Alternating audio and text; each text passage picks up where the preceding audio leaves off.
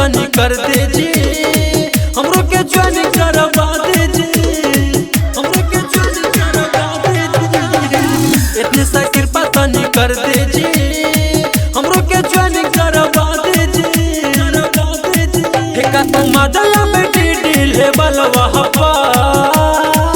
बड़ी कष्ट परेशानी आब है सीडी लेवल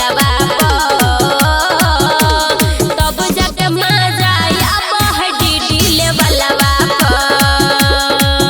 बड़ी कष्ट परेशानी आब है सीडी लेवल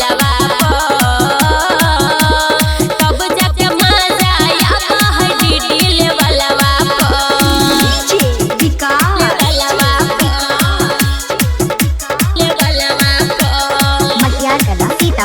तब जाके मजा आब है डीडी लेवल कैसे बनबही डीडी मैम जी, कैसे बनबही मास्टर। टेंशन मत ले राकेश तोरा बनाई सीनियर डायरेक्टर, बनाई सीनियर डायरेक्टर। कैसे बनबही एडीए मैम जी, कैसे बनबही मास्टर।